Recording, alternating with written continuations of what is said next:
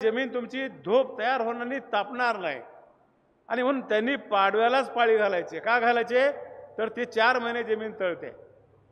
अशा प्रकारचं शास्त्रयुक्त शेती त्या लोकांनी केली. आहार चांगला भेटला, त्याच्यामुळं शरीर चांगलं राहिलं, विचार चांगले राहिले, गरिबी बी आली, किती संकट आलं तर फाशी कोणी घेत नव्हतं. आज काही थोडं झालं, वडिलांनी टीव्ही बघू नको म्हणले की झाड जवळ दिसाले, औषध दिसाले, उडी माराले पोरग. हे आमच्या बापदांनी जे काही करून ठेवलंय त्याचा आणि नवीन तंत्रज्ञानाचा वापर करून जर चांगल्या प्रकारचं जीवन जगलं तर आपल्याला काहीच कमी पडणार नाही, अशा प्रकारची अपेक्षा व्यक्त करतो. दुसरं एक गोष्ट सांगून जातो. आज आपल्याकडे नितीन गडकरी साहेबांमुळे हे सगळं रोड चांगले झालेत, पण आपल्या इथल्या माणसाला, आपल्या ड्रायव्हरला गाडी कशी चालवायची ह्याचं ज्ञान नाही आहे.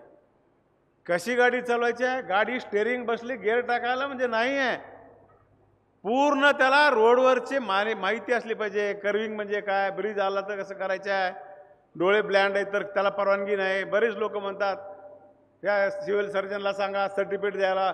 एका माणसाची चूक 10 माणसाचं नुकसान करते. कायदा तोडायचा नाही आपण. सगळ्यात जगामध्ये जर काय अवघड असेल, ड्रायव्हिंगचं लायसन पाश्चात्य देशामध्ये जगामध्ये आहे, 3 टेस्ट घेतात. आपल्याकडे ट्रॅक्टर चालवणारा माणूस लगेच हायवेवर येतो मित्रांनो. आता बघतो बालाजीला जातात, पंढरपूरला जातात, मालकालाही पैसे कमायचे, ड्रायव्हरलाही पैसे कमायचे, रात्रभर प्रवास करतात. का? कारण तर लॉजला गेलं तर पैसे जास्त लागते. कमी पैशाच्या लॉजवर राहा, मंदिरात राहा, आश्रम शाळेमध्ये, तिथं बऱ्याच आहे शाळा आपल्या देवालयामध्ये बांधल्यात. पण आपलं मिनिमम जीवन जगत असताना मिनिमम रिस्क हातात घेतली पाहिजे. आपण 8 तासच गाडी चालवलं पाहिजे. ड्रायव्हरचं फिजिकल फिटनेस, त्याचं मेंटल, हे सगळं व्यवस्थित असलं पाहिजे. आता तर हायवे एवढे रोड आहेत, चांगले रोड केलेत, आपल्या गाडीची कंडिशन माहिती नाही, ब्रेक किती लागणार आहे माहिती नाही, वायफर चालू आहे का माहिती नाही, बल्बाची देखरेख करत नाही, आणि मग गाड्या मात्र चालवित राहतो. साईड बी देतो. बघा आपल्याकडे साईड देणारा बी देतोय. साईड दिल्यावर शास्त्र काय सांगतं की आपल्या गाडीचं स्पीड कमी करावं आणि दुसऱ्याला थोडंसं जाऊ द्यावं. इकडं साईड बी देतो आणि आपली बी गाडी जोरात चालवतो. कशी साईड भेटेल सांगा? छोट्या छोट्या गोष्टीत त्याचं शिक्षण कुठं आहे? तर आमच्या पाशाबाईकडे इथं आहे. गाडी चालवायला आली म्हणजे तो ड्रायव्हर नाही आहे. प्राथमिक ज्ञान त्याला असलं पाहिजे. बास पंप चालला आहे का, काही वायर निघालंय का, आणि त्याची इथं ट्रेनिंग तुम्हाला दिली जाईल. आता हे भविष्यामध्ये होणार आहे, त्याशिवाय पर्याय नाही. सरकारला रोड चांगले केले तर आम्हाला दुसरंच काम लागलं. अपघाताचं प्रमाण जास्त झालंय. प्रत्येक तालुक्याला ट्रॉमा केअर सेंटर करावंच लागेल. अपघात तर होणार नाही, पण आपण जीवन जगत असताना मिनिमम रिस्कमध्ये घेऊन आपण काम केलं पाहिजे. आणि म्हणून ह्या बांबू लागवडीसाठी करा. आता सांगितलं पाशाबाईनं, आमच्या इथेनॉलला देखील लागतं, ग्रीन ब्रेसला तर आता खूप दर चांगले आहेत. पण त्याला कोणता बांबू लागणार आहे? जो चांगला आहे, मधुर भरलेला आहे, तो बांबू लागणार आहे मला. आणि त्याचेही रेट जास्त आहेत. मक्यापासून आता तयार करतोय म्हणजे आहे त्या इथेनॉलमध्ये, डिस्लरीमध्ये लगेच तुम्हाला इथेनॉल होणार नाही.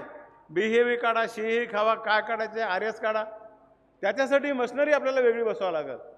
हे सगळं नवीन तंत्रज्ञानाचा वापर केला पाहिजे. आणि टिश्यू कल्चर हीच जात वापरली पाहिजे. तुम्हाला उत्पादन जर जास्त घ्यायचं असेल तर जास्तीत जास्त, मला गोगावले साहेब फेडरेशनचं मला चेअरमन केलं, सगळ्या अधिकाऱ्याला बोलून घेतलं. आमच्याकडे जमीन खूप आहेत आणि सगळ्याला सांगितलं की अशा प्रकारची जिथं व्हरायटी मिळते तिथं बांबूची घ्या, आणि संरक्षण भिंत म्हणून आपल्याला तिथं देखील बांबूची उपयोग करता येईल, अशाही प्रकारचं करावं. आणि मग गोगावले साहेब आपल्याला त्याच्यासाठी पैसे द्यायला तयार आहेत. एक सूचना, सरकारमध्ये आम्हीच आहोत, पण आपल्या सरकारला काही सूचना करायचा आमचा बी अधिकार आहे की या शेतीवर जे काही लोक काम करतात, मजुरी, त्या लोकांचे काम करून त्यांना शेतीवरच जर लावलं गोगावले साहेब, त्याला कायद्यामध्ये रूपांतर करावं लागेल. त्याला तुम्हाला मंत्रिमंडळात, तुम्हाला अधिवेशनामध्ये विषय आणावा लागेल, विधेयक आणावं लागेल. पण सुरुवात तर तुम्ही करा. मी त्या ह्याच्यावर देखील मध्ये बोललो होतो. कशावर? तुमचा चंदनाच्या विषयावर. पाशाबाई मागं किती लोकांनी बोलले होते, त्यात अनेक लोकांनी बोलले. तर माझा विषय वेगळा होता. किंवा चंदन हा आमच्या शेतात पारंपरिक पद्धतीने, माझ्या शेतात देखील वर्षाला 1 लाखाचं चंदन माझ्याकडे विक्री केलं जाते, पण ती विक्री करायची परवानगी नाही आम्हाला. आणि मग ते विक्री करायची परवानगी आहे. आम्ही सभागृहात सांगितलं, आपण ज्या गोष्टीमुळे आमच्या समाजाचं नुकसान होतंय त्याला मला जाहिरात देऊन आपण त्याला विक्रीची परवानगी देतो. आज या चंदनापासून प्रॉडक्ट जे तयार होणार आहेत, काय तयार होतं आहे? एक तर चंदनाची गळ्यात घालायची पांडुरंगाची माळ तयार होते, त्याच्यापासून निघालेला गंध आपण कपाळाला लावतो, त्याच्यापासून अगरबत्ती, साबण, म्हणजे एकही प्रॉडक्ट त्याच्यापासून आपल्या माणसाच्या हानिकारक नाही आहे. मग त्याला बंदी कशासाठी, हा माझा सरकारचा प्रश्न होता. आपला प्रश्न नाही, तो इथला नाही, केंद्राकडे आम्ही फाईल पाठवल्या. त्यावेळेस स्वर्गीय पतंगराव कदम साहेब होते, त्यावेळेस हा विषय मी मांडला होता.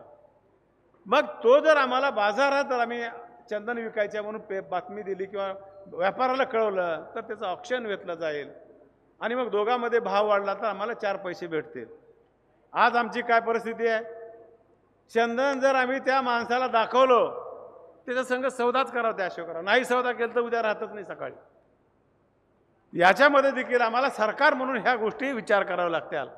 म्हणून आम्हाला गोगावले साहेबाला, आपण सरकारमध्ये आहोत, आता जे शेतावर आमच्या काम करतात लोक, त्यांना EGS-मधून काम करायचं, त्यांची हजेरी तिथे घ्यावी आणि थोडीशी आपल्या शेतकऱ्याला मदत होईल, असा छोटासा एक माझा विचार आहे. आणि आपणच आमच्या सरकारचे आहोत. हे जर पटलं सगळं, त्याच्यावर कमिटी बसवा, अजून अभ्यास करा आणि योग्य असलं तर हे विषय चांगला तुम्हाला देतो. आपण माझ्या जिल्ह्यामध्ये आल्याबद्दल माझ्या दोन्ही मित्राचं खास करून आभार मानतो. मंत्री असेच असले पाहिजेत. विचारलं कुठं थांबलेत मंत्री, ते म्हणले की जिथं जायचे तिथंच थांबलेत. तुमचं स्वागत करतो आणि सलाम करतो तुम्हाला. अशाच माणसाची गरज आहे. रेस्ट हाऊसवर सापडलेल्या मंत्र्याची त्यांच्याकडून काही फार बरं होत नाही, पहिला मुद्दा. म्हणून खातं जे दिलं आहे आमच्या लोकांनी ते योग्य माणसाकडे दिलं आहे. ह्या खात्याला गोगावले साहेब तुम्ही न्याय देताल अशा प्रकारची अपेक्षा व्यक्त करतो आणि तुमच्या हातून चांगलं काम व्हावं अशी परमेश्वराला प्रार्थना करतो. पाशा बहिणी तुमच्याबरोबर मला बोलवलं, माझ्याही कारखान्याबद्दल 2 शब्द बोलले त्यांनी आणि बांबूबद्दलही आम्हाला ज्ञान अवगत करून दिलं, जगातलं पर्यावरणाबद्दलचे अवगत ज्ञान करून दिलं. त्याबद्दल त्यांचे आभार मानतो. पाशाबाई, माझा मुंबईमध्ये प्लॉट आहे, माझी 25व्या मजल्यावर माझं घर आहे, माझ्या घराला काही होत नाही, मी काही विकत नाही. हे तुमच्या प्रश्नाचं उत्तर माझं. म्हणून असं काही घाबरून येणार आहे, पण नशिबात आहे, त्याला भ्यायचं नाही आम्हाला.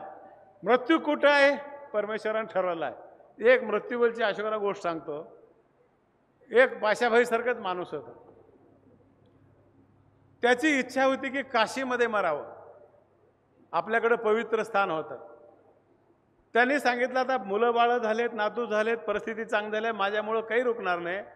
काशीमध्ये गेलं. त्यानं किती वर्ष राहावं? 10 वर्ष काशीत राहिलं, मरणा काही गेलंच ते, मेलच नाही पाशाबाई. शेवटी पोराच्या पोराला नातू झाला.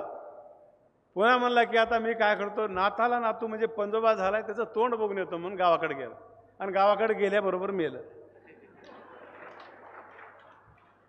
पोरं त्याच्यापेक्षा हुशार होते. ह्याची इच्छा होती की काशीला मारायचं, म्हणून पुन्हा काशीला जाऊन त्याचा अंत्यविधी केला. तसं कुठं मारायचं ते ठरलेलं आहे, त्याला भ्यायचं नाही. ह्या परिस्थितीमध्ये आपल्याला चांगलं काम करायचं आहे.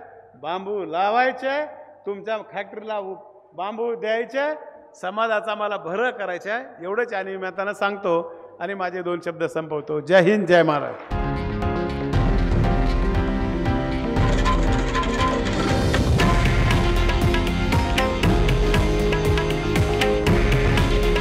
हे आहे देशातील नंबर 1 न्यूज नेटवर्क आणि आपण पाहत आहात TV9 मराठी. काळजी तुमची, हित महाराष्ट्राचं.